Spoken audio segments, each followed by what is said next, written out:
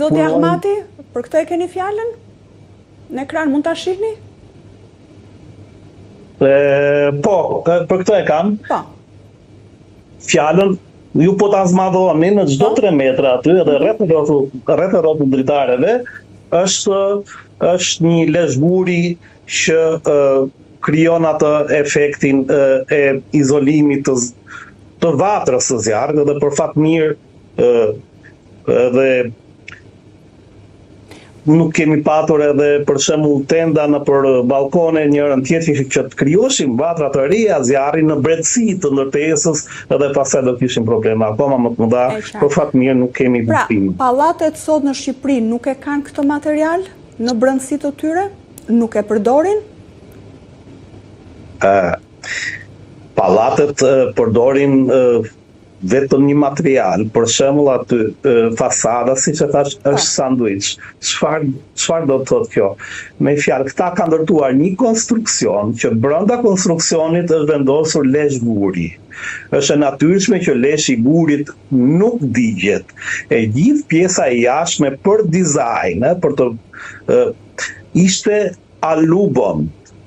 Edhe këtu fillon problemi, që nuk kishte asnjë ndërprerje ky lloj materiali që për shembull të fantazojmë që ra zjarri në katin e 4, nga kati 4 deri në katin e 5 duhet kishte me fjalë fundi i katit të 3 edhe fundi i katit ose krej i katit 4 duhet kishte një brez zjarri që në një farë mënyrë të kontrollojnë.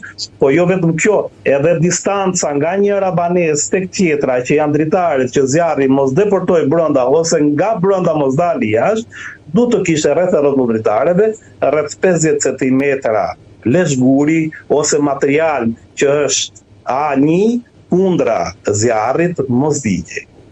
Dakord, se ndoshta kolegët tuaj, inxhinierët e ndërtimit e kuptojnë më mirë gjuhën tuaj dhe atë se çfarë ju po thoni, por ajo çfarë po kuptojmë, zoti Ahmati, që pallatet sot nuk kanë këtë materialin që quhet lezhguri. Pyetja është, përse? Sepse ky ka kosto? Përse nuk përdoret kur dihet që mungesa e tij do të sillte këtë problem, pra që zjarrit që një pallat, një ndërtesë të përfshihet nga flakët dhe nuk ka çfarë ta ndalojë. Unë besoj se kostot për ndërtimin e një pallati në Shqipëri, me realitetin shqiptar, rrogat dhe shumë komponentë të tjerë janë të mjaftueshme, sepse për momentin siç e dëgjuat që me 1.000 euro metër katrorin e kam blerë për para 4-5 vjetëve, kjo do më thënë që gropa në fillimin të saj është hapur diku ke 8 vjet më parë. Atëherë, lekët kanë qenë të mjaftueshme, buxheti ka qenë i mjaftueshëm për të përdorur ky lloj materiali për siguri.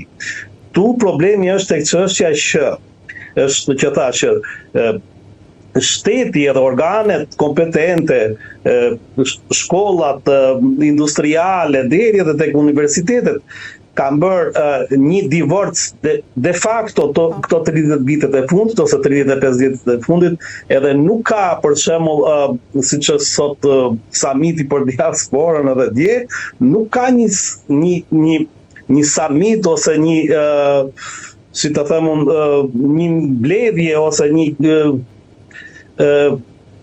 për studimin edhe për diskutimin e temave që kemi në Shqipëri, sepse jemi një zonë edhe sismike që ndërtimi duhet të përshtatet diku në normën euronorm që ka i gjithë jugu i Evropës. Kështu që për ta përmbledhur, në rastin konkret, apo në çfarëdo lloj rasti të tillë të ngjashëm, dështim në projektim, në zbatim apo në kontroll, dhe kush mban përgjegjësi për incidente të tilla? Kujt duhet i vihet i pari gishti? Dështim në të gjitha instancat që përmendët. Qysh tek fillimi i dhënies së lejes, projektuesi, Bashkia e Tiranës që është miratuesi i lejes së ndërtimit, projektuesi, arkitektët të gjithë me radhë, deri nga i pari deri tek i fundit, edhe mos patja e kontrollit special nga KMZ, që janë trupat e zjarr fikseve, në fund fare, janë të gjithë përgjegjës, nuk mund të hidhet përgjegjësia tek një nën kontraktor, nesër mund ta nxjerrin edhe në falimentim, por përgjegjësia bi tek të gjithë edhe për fat keq në çdo ndërtesë në Shqipëri. Ndodh e njëjta gjë. Nuk është se është vetëm tek pallati në fjalë, nuk zbatohet leja, nuk mbase arkitekti e ka parashikuar diçka të tillë, por nuk është zbatuar në rastin konkret. Për sa i përket densitetit të lartë të ndërtimeve, zoti Ahmati, pastaj në përhapjen dhe në menaxhimin e zjarreve, si ndikon dhe a janë të projektuara qytetet tona për të përballuar emergjenca të tilla? Faktet tregojnë që, jo vetëm faktet, por edhe ju që jetoni çdo ditë në Shqipëri tregojnë që urbanistika ka një mungesë të theksuar planifikimi edhe orientimi.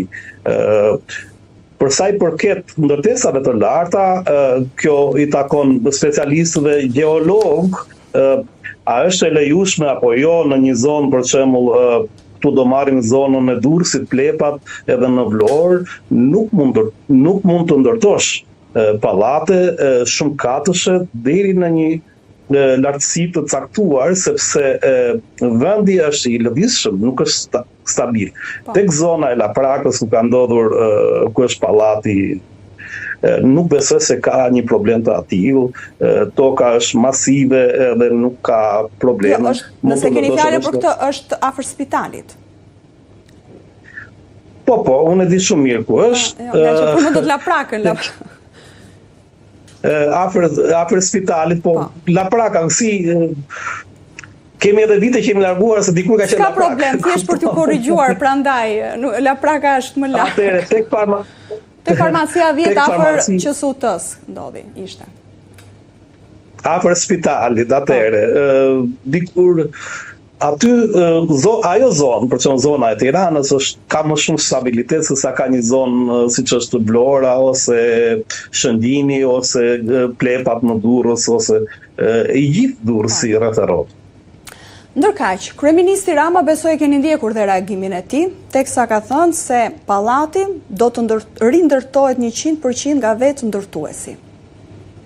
Është e drejtë?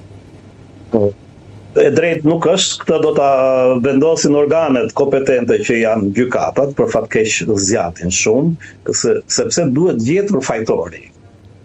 Kush është?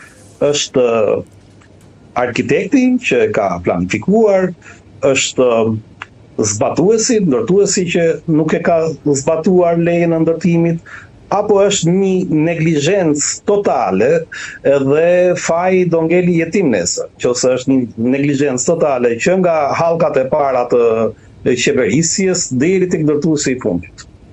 Për shembull, ju jetoni jashtë, në Europë gjithsesi, kudo ku qofshin, çfarë ndodh në Gjermani? Nëse ka një rast të tillë, nëse një pallat përfshihet nga flakët, ka dështuar atje në të gjitha këto shkallët që thamë ne, kush e merr përgjegjësinë? Çfarë ndodh?